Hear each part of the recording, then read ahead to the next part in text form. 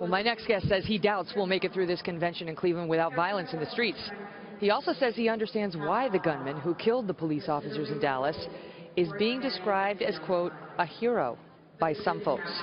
Malik Shabazz is president of Black Lawyers for Justice and former president of the new Black Panthers group. Thank you, Malik, for being here. You're welcome. What do you mean by that? You can understand how some people are hailing this cop killer as a hero. I don't know if I said that, but what I can... You did. You said it to our Fox News reporter, Mike Tobin, yesterday, because the people in the audience behind you were chanting hero, hero about him. Excuse me, I did not say that. And you said I could understand Excuse me, that. I did not say that, but I can tell you that the pain... You think we can run the tape? Let's talk about the pain and the suffering of black people who are killed by police officers on a regular basis without due process, serving as judge, jury, and executioner on a regular basis.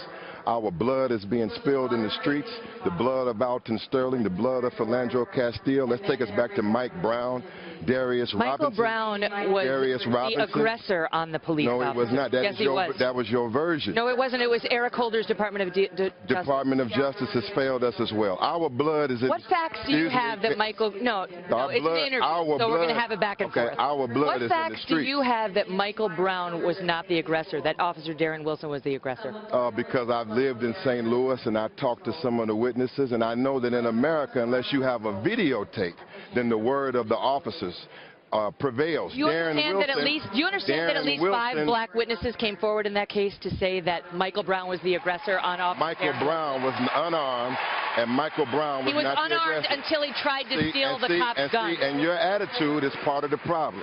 Your attitude of blaming the victim. No. That basic position of what we call white supremacy, white privilege, is what is believing that an unarmed black man, all of us unarmed, being killed by armed police officers, somehow it's our fault. But we don't see white males in America that are unarmed. But tell me, let me ask you this. For the record, I'm not a white supremacist. No, that's a position. Yeah, okay. The position that you believe that your lives are better than ours. Well, I believe that you are the one who has made the racially insensitive statements. No, man. This is a racially insensitive country. That's why it's hard to take you seriously when you try to speak out about police and issues of race. Well, take me very seriously as these police departments are choking out black men, such as Darius Robinson in Oklahoma, choking the life out of us.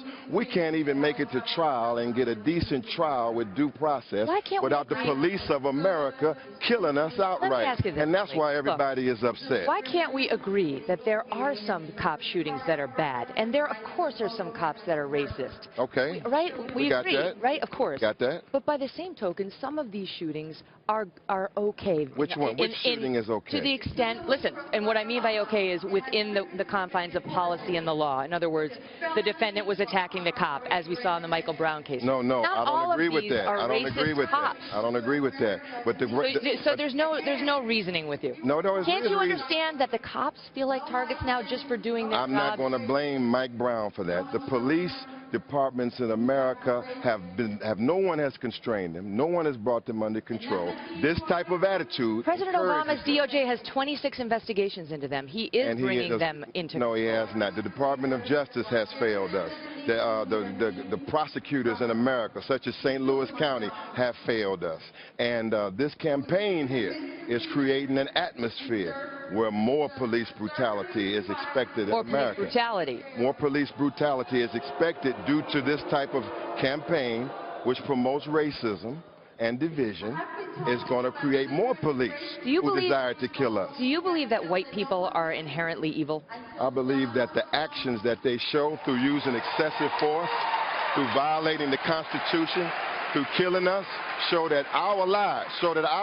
Do you use the term cracker? No, excuse me. To refer to white people? You want to disrupt, you want to deviate. I want the audience to know what you stand for. I want to tell you what I stand for. Do you use the term cracker to refer to white people? You're going to let me talk, because we can have will you answer? Interview. Go ahead and answer. Okay, but your first question was, do I believe you are inherently evil? I believe that your policies and your actions are evil, and they result in us being killed when in same circumstance, I got that. White males what about cracker? Do you refer to white people as cracker? Do I refer to white people as cracker? Yeah. I have in my anger as many people in their anger have referred Really? to others as derogatory names. No, I don't think that's a common term. Okay? Did you say that we should kill every G-damn Zionist in Israel? No, I never said Never that. said that? That their G-damn little babies and old ladies should be blown When you're going up? to leave the strip and acknowledge the death of Sandra Bland, Okay. Freddie Gray, Okay.